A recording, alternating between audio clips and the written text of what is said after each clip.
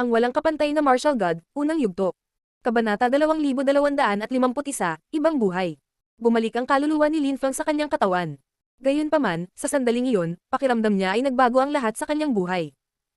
Naranasan na niya ang buhay ng ibang tao, ngunit napakatotoo nito, sapat na para magkaroon siya ng impresyon na talagang nabuhay siya sa buhay na iyon.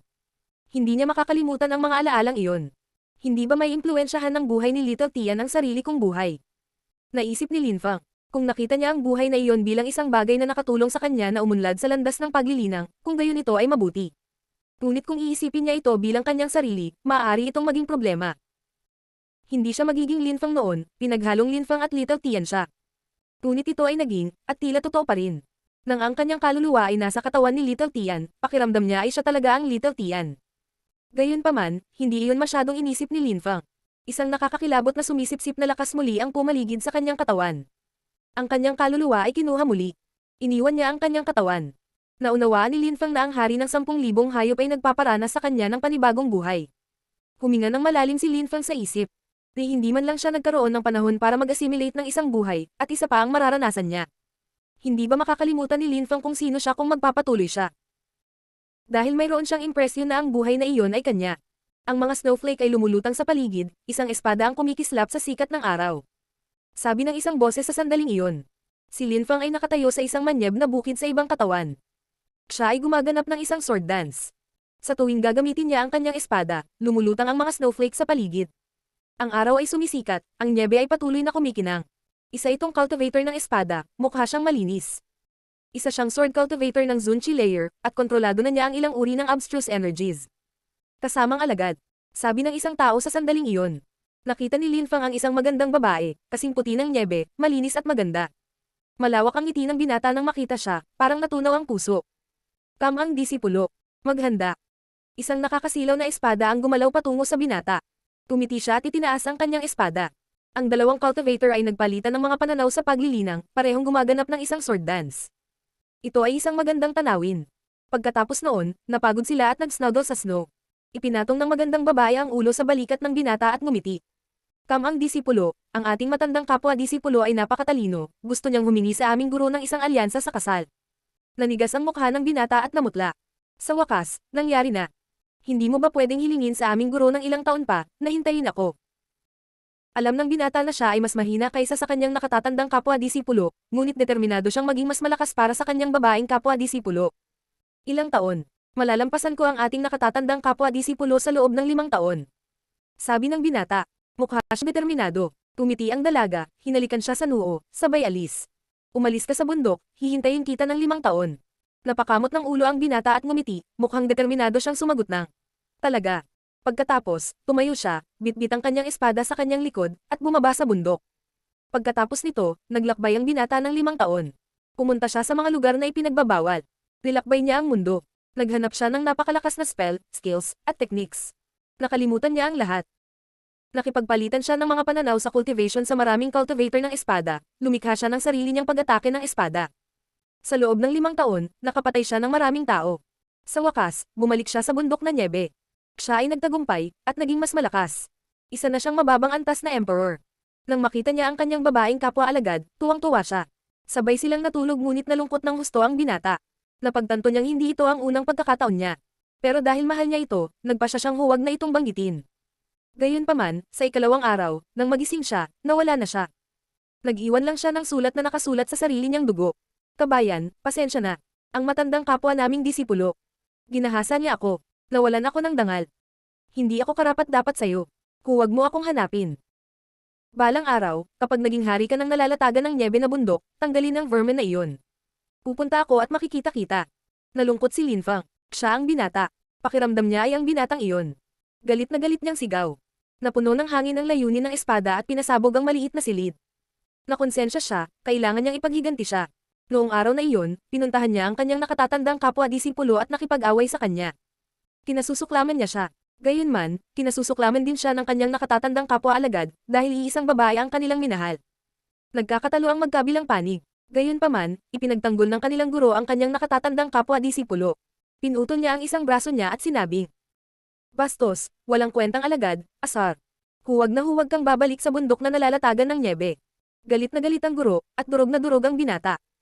Hindi niya alam kung may kontribusyon ba ang kanilang guro sa trahedyang ito o hindi. Paulit-ulit niyang iniisip ang sinabi ng kapwa niyang disipulo. Siya ay desperado, walang pag-asa, at durog. Muli siyang bumaba ng bundok. Lahat ng bagay sa buhay pag-ibig, pagpapalagayang loob, uot, lahat ng mga bagay na iyon ay nangangailangan ng enerhiya. Ang lahat ng mga bagay na iyon ay nagpalakas din ng mga tao. Si Linfang ay ganoon, at ang binatang iyon ay ganoon din. Ang bawat tao ay may malungkot na kwento sa buhay. Bumaba ng bundok ang binata at nilaibat ang mundo. Muntik na siyang mamatay ng ilang beses. Marami siyang nakilala. Maraming nangyari. Gayunpaman, nanatili siyang malamig. Nagyelo ang puso niya.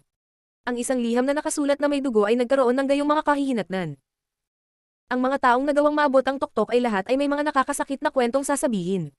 Ilang beses nang muntik mamatay ang binata, ngunit sa tuwing sinuswerte siya, lagi siyang nakakaligtas. Lahat ng malalakas na cultivator ay may iisang punto, determinado sila. Labis na determinado ang binata. Nakapasok siya sa layer ng Dichi, at naging isang Great Emperor. Bumalik siya sa bundok na Niebe. Gayunpaman, hindi niya nakita ang kanyang mga kaaway, o ang babaeng mahal niya. Nagtanong siya tungkol sa kanila sa lahat ng dako. Sa huli, nalaman niya na nagpakasal siya sa isang inapo ng pinuno ng Yong City, at siya ay itinuturing na pinakamagandang babae sa lungsod. Sa Yong City, isang dambuhalang lungsod, nakita niya ang kanyang babaeng junior na kapwa-disipulo, nadurog ang puso nito. Sinabi niya sa kanya na siya ay halos mamatay ng isang beses. Dahil walang humpay na nagmamakaawa ang kanyang asawa, tinanggap niya ang pagiging asawa nito. Gayunpaman, mahal niya pa rin siya. Siya ay nagkaroon ng pinakamahusay na sandali ng kanyang buhay sa kanya. Naalala niya noong nagpalitan sila ng kuro-kuro tungkol sa paglilinang, naalala niya ang kanilang pagmamahalan. Pero sa huli, umalis din siya. Galit na galit ang binata, at determinadong lipulin ang Yong City, anuman ang presyo. Dahan-dahan siyang naging demonyo at inialay ang kanyang buong buhay sa pagtatanim ng espada. Isinakripisyo niya ang lahat ng mayroon siya para maging mas malakas na sword cultivator. Pinatay niya ang milyon-milyong tao. Hindi na niya alam kung ano ang pag-ibig. Lumipas ang panahon, maraming malalakas na cultivator ang bumangon, marami rin ang bumagsak. Bumalik ang binata sa Yong City. Nagbago na siya, hindi na siya tulad ng dati. Sinimulan niyang patayin ang milyon-milyong tao sa Yong City. Noong araw na iyon, nakita niya ang kanyang nakatatandang kapwa-disipulo, na naging isang nakakatakot na cultivator. Nagtagpo ang kanilang mga mata ng puot. Bukod sa kanila, mayroon ding iba pang nakakatakot na cultivator. Ang asawa ng kanilang babaeng junior na kapwa-disipulo, ang kasalukuyang pinuno ng Yong City, at isang masamang cultivator. Wala silang sinabi, nagkaroon lang sila ng napakalaking labanan. Damaloy ang mga ilog ng dugo sa Yong City. Bundok ng mga bangkay ay nakatambak. Sa wakas, nanalo ang binata. Pinatay niya ang lahat, kasamang alagad. Ang kanyang babaeng nakababatang kapwa-disipulo ay naging simbolo ng walang katulad na biyaya at gilas. Tumingin siya sa kanya, nalulungkot, ngunit may pagmamahal din siya sa kanya. Mukha namang kalmado at payapa ang binata. Tumingin ito sa kanya, walang sinasabi. Biglang may tumama sa kanya na espada at tumagos sa dibdib niya. Namutla ang kanyang mukha siyang durog, malungkot, at walang pag-asa. Tinanong niya, bakit? Nakatingin sa malayo ang binata. Nawasak ang lahat sa paligid nila. Mukha siyang walang pakialam sa lahat ng iyon. Masyado kang malakas. Mataray na sabi ng binata. Mayroon na siyang puting buhok sa kanyang mga templo. Mukha siyang walang emosyon. Hindi ka dapat ganoon kalakas. At ang matandang kapwa-disipulo namin, naintindihan ko siya. Tiningnan niya ako sa mata, puno ng galit ang mga mata niya. At ang teacher namin, sinaktan niya ako noong araw, galit na galit siya, alam ko kung bakit. Mahinahong sabi ng binata. Tumiti ang babae at sinabi, alam mo, bakit mo pinatay ang matandang kapwa nating disipulo? Wala akong pakialam. Inialay ko sa iyo ang kalahati ng buhay ko. Gayunpaman, sa bandang huli, napagtanto ko na walang kwenta ang pag-iisip tungkol dito dahil matagal ko na itong kinalimutan. Walang pakialam na sabi ng binata. Ang lakas ng espada ay pumuno sa hangin at pinutol ang lahat. Hindi na siya masyadong nag-explain. Bakit siya? Ang lahat ng mga bagay na iyon ay hindi na mahalaga. Naglaho ang lahat, lumitaw si Linfang at ang binata sa ibang mundo, lumabas ang kaluluwa ni Linfang sa katawan na iyon. Tumingin ang binata kay Linfang at nagtanong. Ano ang naisip mo tungkol sa buhay na iyon? Nanatiling tahimik si Linfang ng mahabang panahon. Ibang buhay iyon, malinaw na naranasan niya ito. Napakahiwaga ng buhay, ngunit muli, ito ay buhay ng isang malakas na cultivator. Nagtataka ako, kamusta ang unang buhay mo? Walang pakialam na tanong ni Linfang. Tumiti naman yung isa, ang kanyang unang buhay. Ang aking unang buhay ay ang pinakamaganda at maluwalhati. Gayunpaman, ito rin ang pinaka-nakakahiya. Sagot niya, may malamig na riktas sa gilid ng labi niya. Ang ibig sabihin ng ngiting iyon ay, hinahamak ko ngayon ang buong mundo. Ang walang kapantay na martial god, unang yugto. Kabanata 2252, Labanan ng mga Phantoms. Ang unang buhay ng hari ng 10,000 hayop ay ang pinakakahanga-hanga at maluwalhating buhay, ngunit ang pinaka-nakakahiya. Hindi maintindihan ni Linfang kung ano ang ibig sabihin nito. Gayunpaman, maaari niyang isipin na ang uri ng kahihiyan ay ginawa sa kanya kung ano siya. Ngayon, siya ay walang emosyon at napakalakas. Tumayo siya sa taas, at wala siyang pakialam kahit kanino o anuman. Timang buhay pa, at mauunawaan mo na ako. Tumiti ang hari ng 10,000 hayop. Muli, lumabas ang kaluluwa ni Linfang sa kanyang katawan. Sa tuwing nabubuhay si Linfang ng isa sa mga buhay ng hari ng 10,000 hayop, mayroon siyang impresyon na siya ay muling nagkatawang tao. Hindi niya naramdaman na ang mga buhay na iyon ay ang buhay ng hari ng 10,000 hayop. Nang makaranas si Linfang ng ilan pang buhay, nakaramdam siya ng pagkalito. Hindi pa niya natapos ang sarili niyang buhay, at naranasan na niya ang 7 sa buhay ng hari ng 10,000 hayop. Gaya ng may isip ng isa, ito ay isang nakagigimbal na karanasan. Ang kaluluwa ni Linfang ay ibinalik sa kanyang katawan. Pinaikit niya ang kanyang mga mata at kinalimutan ang tungkol sa labas ng mundo. Inisip niya ang lahat ng naranasan niya. Paulit-ulit niyang sinasabi sa sarili niya na hindi kanya ang mga buhay na iyon, kundi ang hari ng 10,000 hayop. Ngayon lang niya naobserbahan ang mga buhay na iyon. Hindi niya maaaring hayaang maimpluwensyahan siya ng mga buhay na iyon. Hindi siya maaaring maging katulad ng hari ng 10,000 hayop. Ang 7 buhay ay naging 7 bituin sa kanyang utak. Sa paligid ng mga bituin ay ang kanyang sariling mga alaala. Hindi niya maihalo ang mga ito sa iba. Ang buhay ng hari ng 10,000 hayop ay maaaring maging kapaki-pakinabang sa kanya, hanggat hindi niya pinaghalo ang lahat. Binuksan ni Linfang ang kanyang mga mata. Normal na naman ang itsura niya. Ininspeksyon niya ang mga buhay na iyon gamit ang kanyang sariling mga alaala at karanasan, pinag-aaralan ang mga ito mula sa labas. Ginamit ni Linfang ang Celestial Evolution Holy Scriptures. Gayunpaman, sa pagkakataong ito, hindi niya ginamit ang Celestial Evolution Holy Scriptures para baguhin ang lakas. Ginamit niya ang mga iyon para baguhin ang mga alaalang iyon, ang mga buhay na iyon. Ang Celestial Evolution Holy Scripture ay napakalakas. Pinahintulutan nila siyang pag-aralan ang mga alaalang iyon habang nananatiling ligtas. Gamit ang mga bagay na pinag-aralan niya sa Archive Hall ng Fortune Shrine, nag-aral si Linfang ng 10 araw at 10 gabi, at pagkatapos noon, nakaramdam siya ng pagod at tumigil. Kumunat ang noon niya, iminulat niya ang mga mata at bamaantong hininga. Ang hari ng 10,000 hayop, sa bawat buhay, ay nagtagumpay pagkatapos na maunawaan ang isang bagay na mahusay. Sa bawat pagkakataon, mahal niya ang kanyang mga guro, ngunit sa huli, nagiging malamig ang lahat. Sa kanyang ikalawang buhay, umibig siya sa kanyang babaeng junior na kapwa-disipulo, ngunit pagkatapos ay naging napakalakas niya at pinatay siya, at sa parehong oras ay naunawaan niya ang isang bagay na mahusay. Ang lahat ng ito ay may kaugnayan sa 8 pagkabalisa. Nagiging walang emosyon ka habang lumalakas ka. Bukod sa kanyang unang 2 buhay, ang 5 iba pa ay magkatulad. Naiintindihan niya ang mga hindi kapanipaniwalang bagay at nagbago. Gayunpaman, ako at ang hari ng 10,000 hayop ay magkaiba. Ako ay nasa tuktok ng Huangqi layer, ngunit hindi ako makalusot sa Diqi layer. Ang 10,000 bagay ng paglikha ay nagmula sa parehong mga bagay. Kinokontrol ko ang sarili kong mundo, ngunit kailangan pa rin itong pagbutihin. Hindi ko alam kung ano ang mangyayari sa hinaharap, hindi ko alam kung ano ang gagawin ng aking mga malapit sa hinaharap. Gayunpaman, sa palagay ko naiintindihan ko kung ano ang gagawin ngayon. Tumayo si Linfang at pumunta sa mundong iyon. Ang lungsod na iyon ay parang ibang mundo, talaga. Ito ay naiiba sa lahat ng mga mundo kung saan ang hari ng 10,000 hayop ay nanirahan sa kanyang mga nakaraang buhay. Siyempre, nang lumakas ang mga cultivator, naging magkatulad ang kanilang buhay, anuman ang mundong kanilang ginagalawan. May lumapit kay Linfang. Ito ang katawan ng hari ng 10,000 hayop sa buhay na ito. Siya ay nasa langit, nakatingin sa ibaba kay Linfang. Hindi ka pa rin nakakalusot sa Diqi layer, kahit na naranasan mo na ang buhay ko. Hindi naintindihan ng hari ng 10,000 hayop. Napansin niyang hindi kapanipaniwala ang pisikal na lakas, kaluluwa, at pangunawa ni Linfang. Mayroon siyang hindi kapanipaniwalang pakiramdam ng paghuhusga, at hindi maaring magkamali tungkol kay Linfang. Gayunpaman, naranasan na ni Linfang ang kanyang buhay, at hindi pa rin nakakalusot. Hanggat ang isang cultivator ay nananatiling determinado, walang dahilan para hindi sila makalusot. Gayunpaman, si Linfang ay nasa tuktok pa rin ng Huangqi layer. Hari ng 10,000 hayop, iyan ang iyong mga buhay. Pinag-aralan ko sila, ngunit ito ay walang silbi. Iba ang cultivation ko, may sarili akong buhay. Sa makatuwid, kung mananatili ako dito, hindi ako magiging mas malakas. Sana ay hayaan mo akong umalis sa lugar na ito. Mahinahong sabi ni Linfang. Gusto mong umalis sa hari ng 10,000 beasts teritoryo. Ulit ng hari ng 10,000 hayop. Hindi niya maintindihan ang nararamdaman ni Linfang. Oo, matapos pag-aralan ng iyong buhay, nagkaroon ako ng impresyon na ikaw ay ako. Marahil maraming mga tao na pumupunta dito ay humahanga at gumagalang sa iyo, at ako ay gumagalang at humahanga sa iyo, masyadong. Gayunpaman, ako pa rin. Gaya ng sinabi mo, kung tatayo ako sa tuktok, wala nang magpapahiya sa akin kailanman.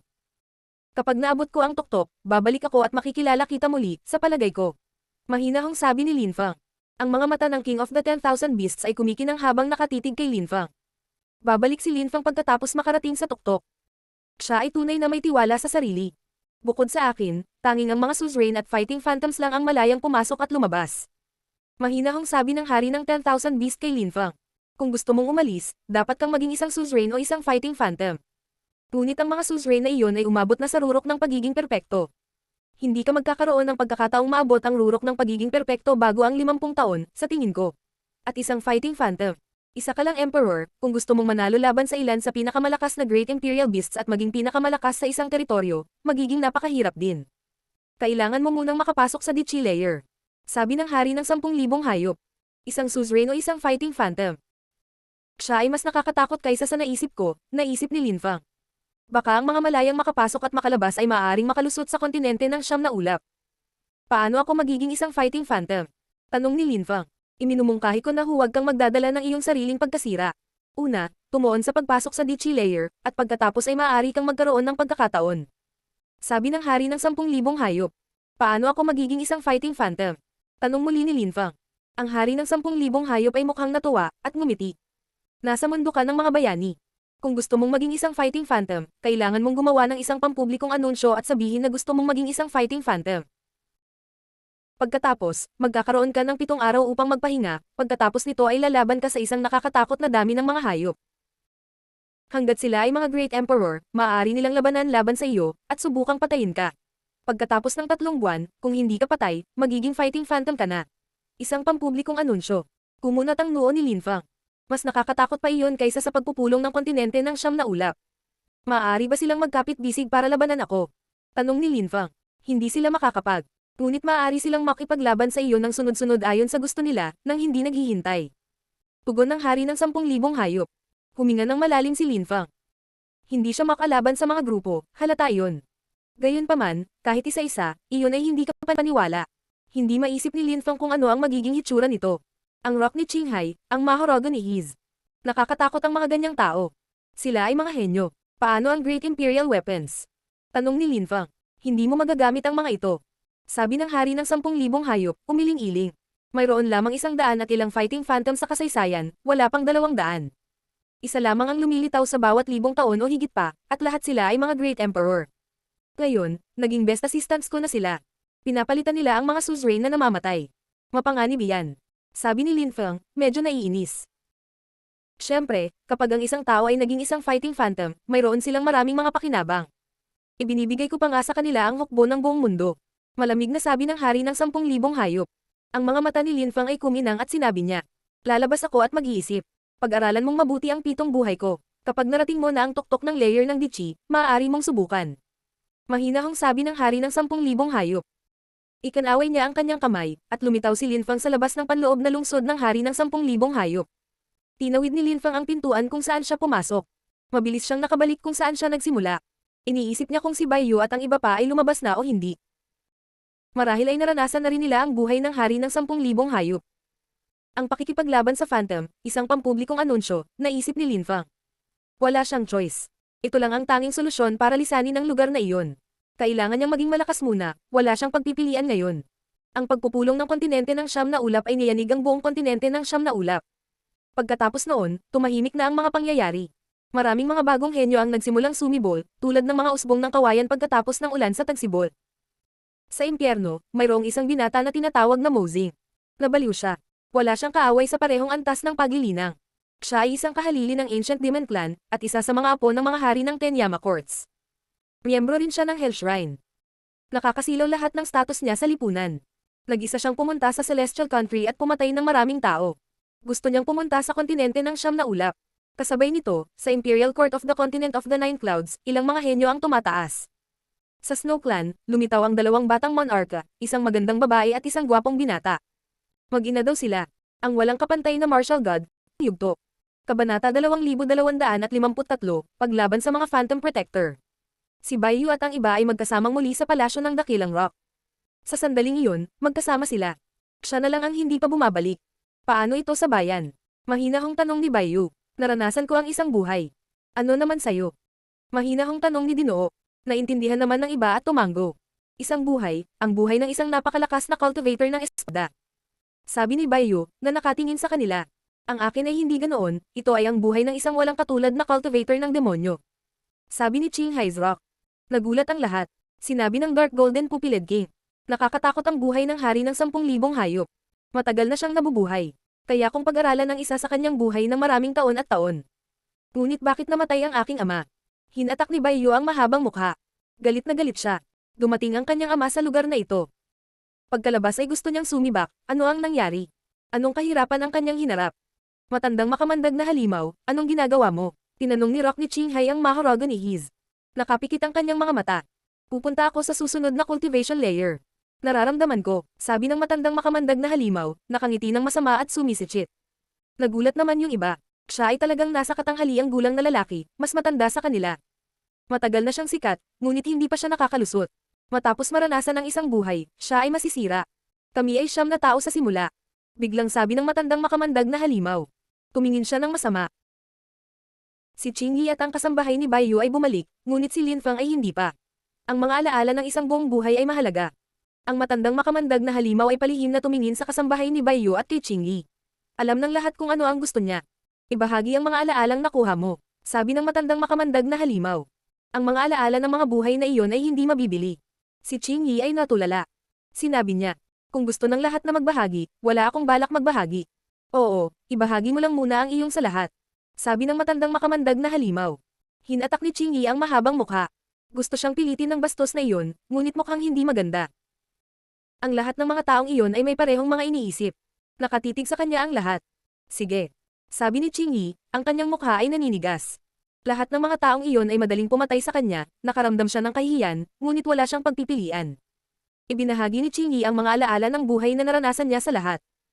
Gayunpaman, hindi ito katulad noong hinigop ng hari ang kanilang mga kaluluwa para maranasan nila ang mga buhay, ito ay ibang sensasyon. Ito ay nadama na hindi gaanong totoo, ngunit ito ay lubos na kapakipakinabang. Sa sandaling iyon, dumating ang baka. Kahit na sinubukan niyang maglakad ng magaan, ginawa niya ang lupa. Tito Ox, binati siya ng Rock ni Qinghai. Sige. Tumanggo ang baka at tumingin sa lahat. Nagawa mong pumunta dito, mayroon kang hindi kapanipaniwalang kakayahan sa pakikipaglaban. Ngayon, nagkaroon ka na ng karanasang makaranas ng mga bagong buhay. Lalakas kayong lahat. Gusto mo bang pumunta sa Bestial Memorial Pagoda para subukan ang iyong lakas, at tingnan kung kwalipikado kang maging Fighting Phantom Protectors? Ano ang Bestial Memorial Pagoda, at ano ang Fighting Phantom Protectors? Tanong ng Maharaga ni Hiz. Ang Bestial Memorial Pagoda ay isang lugar na malaya kang makapasok at makalabas. Gumagamit ka ng peking katawan para makapasok sa lugar na iyon, at maaari kang makipagkompetensya sa lahat ng iba pang malalakas na cultivator. Sa ganoong paraan, walang panganib na mamatay. You can even disguise yourselves inside, walang makakaalam na ikaw yun. Tungkol sa Fighting Phantom Protectors, alam mo kung ano ang Fighting Phantoms. Ang Fighting Phantom Protectors ay nagpoprotekta sa Fighting Phantoms. Kailangang kilalanin ka ng lahat ng mga ministro para maging isa ka. Nasaan ang Bestial Memorial Pagoda? Tanong ng Rock ni Qinghai. Ang bawat teritoryo ay may pasukan sa Bestial Memorial Pagoda. Ang iyong ama ang namamahala sa lugar na ito. Nandito ang pasukan sa Bestial Memorial Pagoda, sa Great Rock Castle. Sagot ni Uncle Ox, mabuti. Gusto kong makita kung gaano kalakas ang iba dito. Sabi ni Zisius Flood Dragon, tumayo. Sinundan nila ang baka at nagtungo sa Bestial Memorial Pagoda. Sa sandaling iyon, babalik si Linfang sa lugar na iyon. Pagkatapos magtanong sa paligid, napagtanto niya na ang mundong ito ay mas mahigpit pa sa mundo ng mga tao. Ang lahat ay mahigpit na nakaayos. Ang lahat ay nakalagin din sa mga journal.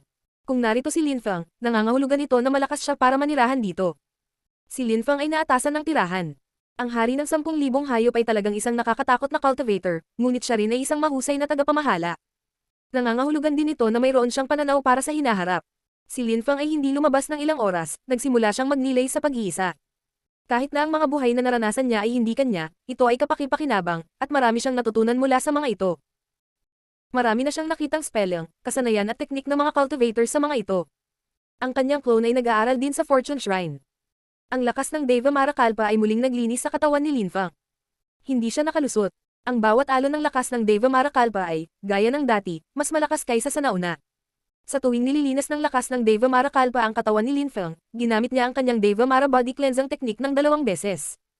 Sa ganoong paraan, patuloy na tumataas ang kanyang pisikal na lakas. Kahit na hindi siya makalusot, siya ay higit, mas malakas kaysa sa maraming Great Emperor sa mga tuntunin ng pisikal na lakas. Pagkaraan ng ilang oras, tumigil si Lin Feng sa pagmumuni-muni at lumabas. Lumabas siya sa gitna ng lahat ng palasyong iyon. Sa tabi niya ay isang magandang babae, si Liu Fei. Sa sandaling iyon, malumanay na nakangiti si Liu Fei. Iyon ang unang pagkakataon na kinuha siya ni Lin Feng mula sa Zuyu. Lin Feng, nasaan tayo? Tanong ni Liu Fei. Siya ay namangha, napakaraming nakakatakot na malalakas na hayop sa lahat ng dako. Isang makapangyarihang mundo ng hayop na tinatawag na hari ng 10,000 Beasts Territory. Ito ay napakahusay na nakaayos dito. Mas mahusay kaysa sa mundo ng mga tao. Sagot ni Lin Feng. Hindi niya ito ginugol ng maraming oras sa kanya, sa makatuwid, gusto niyang magkaroon ng lakad kasama ito. Hindi rin siya mahina, at labis siyang nainas sa Zuyu. Pagkatapos, ang lahat ng mundo ni Lin Feng ay hindi pa nabuo. Ang mga hayop na ito ay napakalakas, lahat ba sila ay mga imperial na hayop? Tanong ni Liu Fei, mahigpit na hinawakan ang kamay ni Lin Feng. Nakaramdam siya ng kaba dito. Oo, at least. Talagang malakas sila, at marami rin, maraming Great Imperial Beasts. Paliwanag ni Lin Feng. Hindi alam ni Liu Fei kung ano ang sasabihin. Hindi niya alam kung gaano kalakas si Lin Feng. Gayunpaman, nakonsensya si Lin Feng dahil kung hindi siya nagpakasal sa kanya, magkakaroon siya ng mas mapayapang buhay. May utang siya sa kanya. Bihira siyang gumugol ng oras kasama siya, at bihira siyang pumunta kay Zuyu. Mahigpit na hinawakan ni Liu Fei ang braso ni Lin Feng. Dumating sila sa isang maganda at malawak na kalsada. Mayroong maraming mga booth ng mga nagtitinda doon, na nagbebenta ng lahat ng uri ng mahahalagang bagay. Ang mundo ng King of the 10,000 Beasts ay maayos na nakaayos, ngunit gayunpaman, maraming mga hayop ang regular na namatay, kabilang ang mga napakalakas, dahil ang iba ay gustong nakawin ang kanilang mga bagay. Ang ganda naman. Nakita ni Liu Fei ang isang dawas na damit na gawa sa mga balahibo ng paboril na may 7 kulay.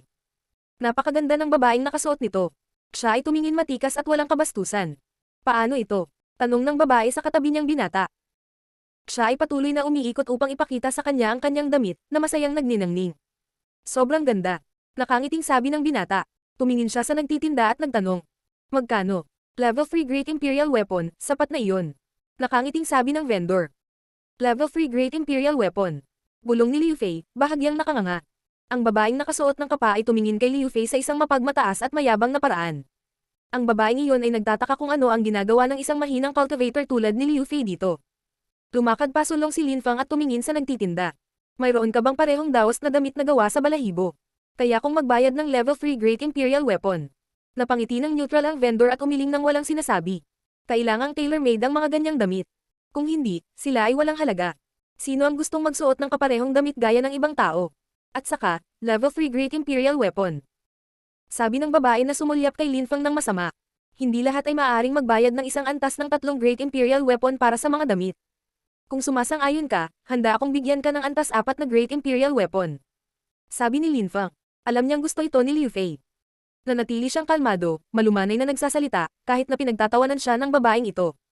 Nagulat ang babae, tinitigan si Lin Feng, at sinabing, tingnan mo ang iyong sarili.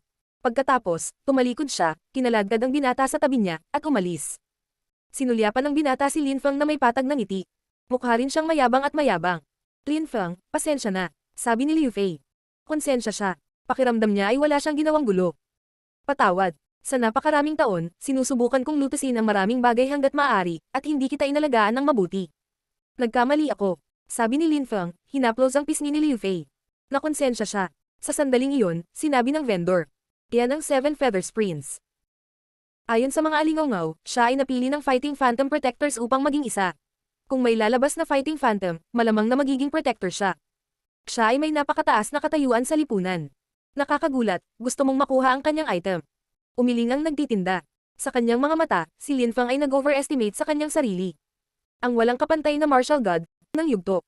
Kabanata 2254, Bestial Memorial Pagoda. Tumingin si Lin Feng sa 2 taong umaalis sa malayo at sinabi.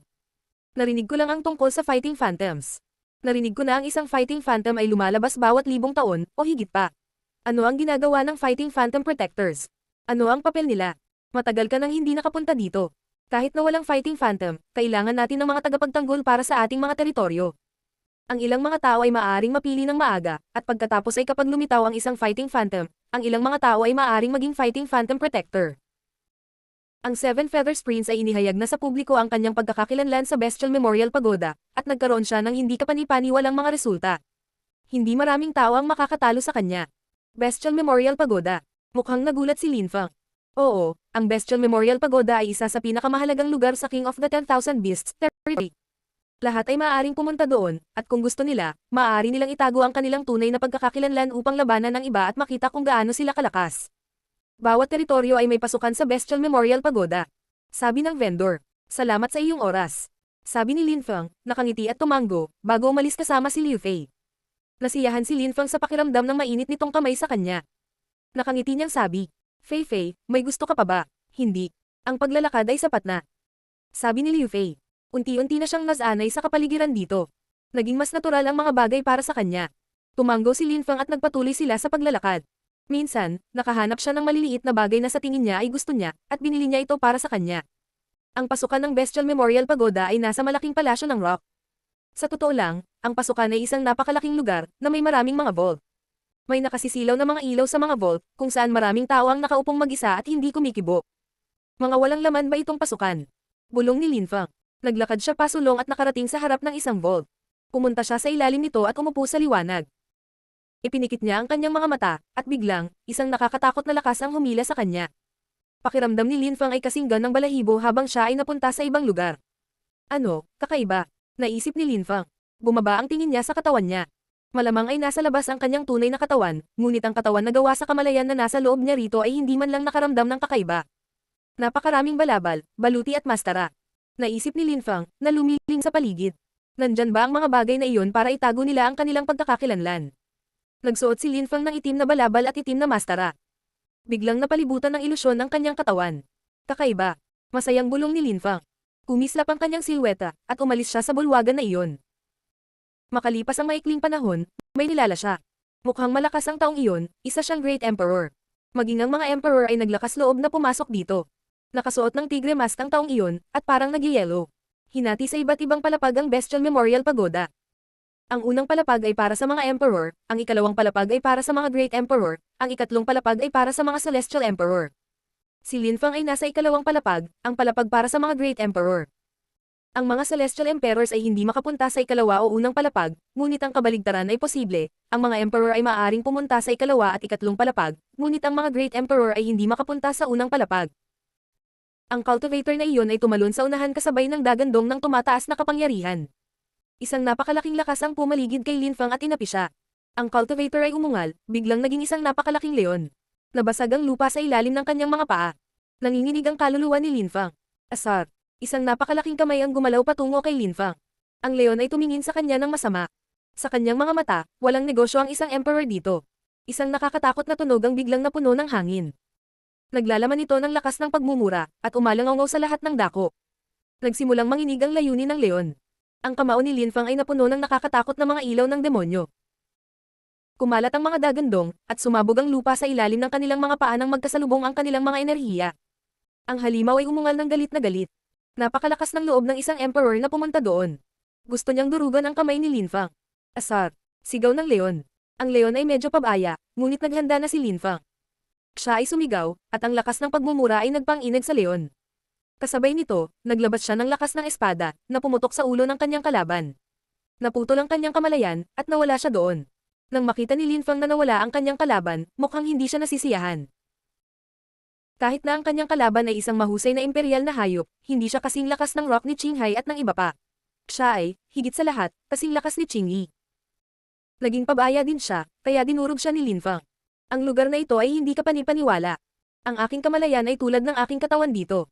Nagtataka ako kung paano ginawa ng hari ng 10,000 hayop ang lugar na ito. Masarap magsanay at hindi totoong namamatay ang mga tao dito. Napabuntong hininga si Linfang. Sa isang bulwagan sa labas, lumitaw ang cultivator na natalo ni Linfang, suot pa rin ang kanyang mastara ng tigre. Marami ang nakatingin sa kanya at nagtawanan. Haha, crush kanya. Ito ay kakaiba, kakaiba. Inis na sabi ng taong iyon. Naging pabaya ako. Pero hahanapin ko siya. Naghanda na siyang bumalik sa loob. Ikaw ay kumikilos ng walang ingat. Sabi ng lahat ng mga hayop na pinagtatawanan siya. Si Baiyu at ang iba ay nasa loob din ng Bestial Memorial Pagoda. Napakalakas ng mahorogany Hiz. Sa pagkakataong iyon, buong-buo na siyang nilalamon. Ang tao ay patuloy na humihiyaw ng baliw. Ang mahorogany Hiz ay walang pakialam. Hindi man talaga namatay ang kanyang kalaban, gusto niyang gawin iyon sa kanila. Paglabas nila, grabe ang alaala nila. Sa ibang lugar, ang Seven Feathers Prince ay nakasuot ng balahibong balahibo na may 7 kulay. Kahit na siya ay nakasuot ng maskara, alam ng mga tao kung sino siya, at maraming tao ang tumakas na ayaw makipaglaban sa kanya. Sa tabi niya ay isang misteryosong silweta, mukhang maganda at matulin. Ngunit kung isa sa alang-alang ang kanyang silweta, malamang na siya ay isang banshee. Ang kanyang mga mata ay mukhang tuso at masama. Lahat ng tao iniiwasan ka, hindi dapat masaya. Tumiti ang babae. Sagot ng Seven Feathers Prince. Nasa likod mo ako. Subukan mo. Sige. Tumanggo ang babae. Pareho silang nanghuhuli ng biktima. Ilang sandali pa ay kuminang ang mga mata ng babae. Nakita niya ang isang emperor, tao ba siya o isang hayop? Kung tutuusin, karamihan ay mga hayop doon, ngunit kung minsan ay may mga tao din. Mabuting bata. Isang emperor sa ikalawang palapag. Anong klaseng lugar sa tingin niya ang Bestial Memorial Pagoda? Humajijak ang babae. Siya stalk forward maganda, tulad ng isang ahas sa tubig. Nakita ni Linfang ang babaeng iyon, at nakita rin niya ang Seven Feathers Prince sa likod niya. Nakita na niya ang dalawang ito sa palengke. Pagkakataon. Ang Seven Feathers Prince ay may potensyal na maging isang fighting phantom protector. Makikita ko kung gaano siya kalakas, ito ay isang perpektong pagkakataon. Isang silweta ang gumagalaw ng maganda, nakasuot ng napakalaking snake mask. Gayunpaman, malinaw na naramdaman ni Linfang at ng iba pa ang kanilang masamang chi. Nang lumingon ng mga tao, kasama na si Linfang, mas naramdaman nila ang masasamang enerhiya. Ang taong iyon ay lubhang mapanganib. Nakilala ni Linfang ang mga mata na iyon at ang chi na iyon. Ito ay ang matandang makamandag na halimaw. Perfect, gusto niyang makita kung gaano siya kalakas. Makikita niya kung gaano kalakas ang lahat ng mga cultivator na iyon. Ngunit sa sandaling iyon, ang matandang makamandag na halimaw at ang Seven Feathers Prince ay hindi talaga interesado kay Linfang. Ang Banshee ay may dark green na mga mata, at nakatitig kay Linfang. Parang sinusubukan siyang kulamlam. Ang walang kapantay na martial god, unang yugto. Kabanata 2255, tuloy-tuloy na labanan. Si Linfang ay determinado, matalino, at matyaga. Kahit na ang babae ay isang great emperor, hindi ito epektibo laban sa kanya. Hihihi. Isang hajijak ang umalangaw sa utak ni Linfang. Nakita niya ang maraming silweta ng mga babaeng sumasayaw, slim at maganda. Papalapit sila ng palapit sa kanya. Paano hindi magkaroon ng lusty thoughts kapag nakikita ang mga magagandang babae? Bumilis ang puso ni Linfang, mukhang totoo ang ilusyon. Pinunasan ni Linfang ang kanyang mga ngipin, ang kanyang mga mata ay naging itim. Binasag niya ang ilusyon at bumalik sa kanyang katinuan. Gayunpaman, isang magandang babae ang naglalakad papalapit sa kanya. Hindi ba niya napigilan ang ilusyon? Asar, sabi ni Linfang. Itinaas niya ang kanyang kamao at binomba ang ilusyon. Nasira ito. Malamig na ungol ni Linfang. Makapangyarihan ang ilusyong iyon, at mukhang totoo. Isang banayad na simoy ng hangin ang dumampi sa kanya. Pakiramdam ni Linfang ay hindi ligtas. Tumitaw muli ang mga ilusyonaryong magagandang babae sa kanyang paligid, dahan-daang hinubad ang kanilang mga damit, lumilitaw ang kanilang balat na puti nyebe. Sila ay tumingin lubhang nakakapukaw. Isang hindi kapani-paniwalang temptation daw, naisip ni Linfang. Biglang naging ahas ang mga babae at ibinuka ang kanilang mga bibig, tumungo sa kanya. Si Linfang ay nakatayo sa gitna ng lahat ng ahas, mayroon siyang impresyon na lalamunan siya ng buhay, at matutulog ng walang hanggan. Tumitaw ang Wisdom Kings sa utak ni Linfang. Paano siya malulubog sa tukso kasama ang Wisdom Kings? Madilim na kumikinang ang kanyang mga mata. Naglabas siya ng sword energies at pinaghiwa-hiwalay ang mga ahas. Sabay lapit sa isa sa kanila. Naninigas ang mukha ng babaeng ahas. Paano niya makikilala ang tunay niyang katawan? Nakikita ni Linfang ang ilusyon. Ang kanyang mga mata ay puno ng mga death stamp. Lumakas ang lakas ni Dao, at ang mukha ng babae ay nagbago ng husto. Sinira ni Linfang ang ilusyon at umatake gamit ang layunin ng kamatayan. Masyado siyang malapit sa kanya, hindi siya nito maharangan. Isang malakas na hangin ang nagsimulang umihip. Tumingon ang babae at tumingin sa Seven Feathers Prince. Naninigas ang kanyang mukha, at bigla siyang sumulong at sumigaw ng malakas. Tumigil ka, gayunpaman, ito ay walang silbi. Hinampas siya ni Linfang gamit ang kanyang kamao. Malakas siyang napasigaw nang itinapon siya pabalik sa main hall at sumabog. Biglang nagmulat ng mata ang babae, bumalik siya sa ilalim ng vault niya. Ang kanyang dibdib ay patuloy na humahabol sa hininga, ang kanyang mukha ay nakamamatay na mapatla. Basta, papatayin kita. Galit na sigaw ng babae. Bumalik siya sa Bestial Memorial Pagoda, sa lugar kung saan siya dinurog ni Linfang. Nakatitig kay Linfang ang Seven Feathers Prince, bumitaw ang kanyang chi. Nang ahas si Linfang na atakehin ang mga babae ng ganoon. At isa lang siyang emperor. Gusto mong magdala ng sarili mong pagkasira. Malamig na sabi ng Seven Feathers Prince. Biglang lumitaw ang mga labahan na pakpak sa kanyang mga kamay at bumaril patungo kay Linfang. Bilang tugon, lumitaw ang isang nakakatakot na ilog at pinalibutan si Linfang. Biglang bumangon si Linfang sa hangin. Ilang balahibo ang nahulog mula sa langit. Lumitaw ang mga itim na ilaw at lumitaw ang mga bitak sa hangin. Ang Seven Feathers Prince, lahat ba ng mga balahibo ay espesyal na spell? Tanong ni Lin Feng. Napakabilis, naputol ang ikatlong balahibo patungo kay Lin Feng mula sa likuran. Biglang sumulpat ang mga kuko at sumugod sa kanya. Hindi kumibo si Lin Feng. Itinaas niya ang kanyang empowered kamao, at smile ang claws. Habang sinisira niya ang mga ito, isang dambuhalang lawin ang lumipad patungo kay Lin Feng. Inilabas ni Lin Feng ang layunin ng sword. Inihagis ng Seven Feathers Prince ang kanyang huling balahibo, at naramdaman ni Lin Feng na inaabot siya ng mga kuko ng Dark Assassin. Ito ay hindi lamang isang pisikal na pag-atake, ito rin ay isang pag-atake ng kaluluwa. Kailangang maging maingat si Lin Feng. Nang makita iyon ni Lin Feng, pinakawalan niya ang hanggat maaari niyang sword at ang kanyang siyam na sinaunang salita ay nagsimulang lumutang sa paligid niya. Napuno ng nakakatakot na mga ilaw ang hangin, isang kampana ang tumunog habang ang mga enerhiya ay gumagalaw patungo kay Lin Feng. Si Lin Feng ay nagsimulang sumuntok ng paulit-ulit. Parang sisabog lahat ng nasa harapan niya. Inihagis ng Seven Feathers Prince ang sarili kay Lin Feng. Itinaas niya ang kanyang mga kamay, kumaluskos ang paligid. Ang pisikal na lakas ni Lin Feng ay hindi kapani-paniwala, ngunit laban sa gayong pag-atake, nagkaroon siya ng impresyon na siya ay mahihiwalay. Ito ay lubhang mapanganib. Mamatay. Galit na sigaw ng Seven Feathers Prince. Ang kanyang pitong pakpak ay bumaba mula sa langit, na parang pitong matalas na espada. Ungol ni Lin Feng. Medyo namutla ang mukha niya. Napakalakas ng pag-atake. Sa gayong mga pag-atake, maaari pa niyang sirain ang mga Great Emperor. Sumigaw si Lin Feng, at ang kanyang siyam na salita ay umalangaw sa cosmos. Kinasuhan niya ang Seven Feathers Prince. Hindi siya namamatay, pagkatapos ng lahat ng ito. Hindi inisip ng Seven Feathers Prince na hindi mamamatay si Lin Feng, isa lang siyang Emperor. Mukhang galit ang prinsipe. Itinaas niya ang kanyang mga kamay, at mas maraming kuko ang bumaril kay Lin Feng. Hindi pinansin ni Lin Feng ang mga pag-atake, lumipat patungo sa prinsipe. Para siyang isang brutal at marahas na hayop. Ibinato niya ang kanyang Celestial Stage Deployment Spell, nagdagdag ng Soundwave Deployment Spell na nagpahirap sa prinsipe. Nanginginig tuloy ang kapaligiran. Sumabog ang pag-atake ng Seven Feathers Prince, ngunit nagpatuloy siya sa pagsuntok sa direksyon ni Lin Feng. Kasabay nito, lumitaw sa paligid niya ang mga deployment lights na gawa sa walang laman na cosmic energies. Patayin. Sigaw ng Seven Feathers Prince, muling pinakawalan ang kanyang pitong pakpak. Naging ilang halimaw sila na tila mga matalim na espada. Lumitaw ang mga bitak sa hangin sa kanilang paligid. Nawala si Lin Feng, at muling lumitaw sa itaas sa hangin. Maraming black hole ang lumitaw sa hangin at bumaba patungo sa Seven Feathers Prince. Mamatay. Ang Seven Feathers Prince ay nakaramdam ng inapi. Ginagamit ni Lin Feng ang kanyang nakakatakot na Nihility Death Sword. Ang kapaligiran sa paligid niya ay napuno ng lakas ng kamatayan. Kumislap-kurap ang kanyang silweta habang ikinakapak niya ang kanyang mga pakpak.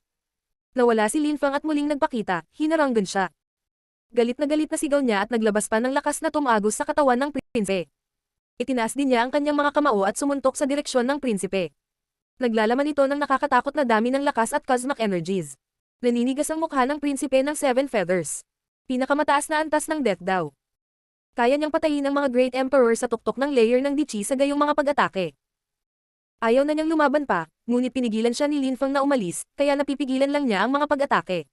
Ang Seven Feathers Prince ay ayaw ng lumaban, at nais na tumakas mula sa isang cultivator ng Huangqi layer.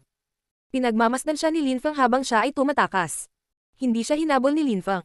Maari niya itong talunin, ngunit hindi niya ito madaling patayin. Nang makita ng Maharaga ni Hiz na tumakas ang Seven Feathers Prince, tinitigan niya si Lin Feng. Nakakatakot ang mga pag-atake ng lalaking iyon, ngunit pati na rin, ang estilo ng lalaking iyon ay parang estilo ng lalaking sumama sa kanila, na isa ring emperor. Noong kasama nila si Lin Feng, hindi niya akalain na ganoon kalakas si Lin Feng. Ngayon ang lalaking ito sa kanyang harapan ay kinokontrol din ang lakas ng kamatayan. Ngunit hindi ito maaaring pareho, ito ay nagkataon lamang. Ngunit ang isang emperor na may hindi kapani-paniwalang kakayahan sa pakikipaglaban, iyon ay nakakagulat. Kehehehe, anong malas na tao? Sabi ng Maharaga ni Hiz, na naglalabas ng lason. Tumingon si Lin Feng para titigan siya. Pakiramdam niya ay lumalaban siya. Pinalibutan siya ng lakas ng kamatayan tulad ng lason ng Maharaga.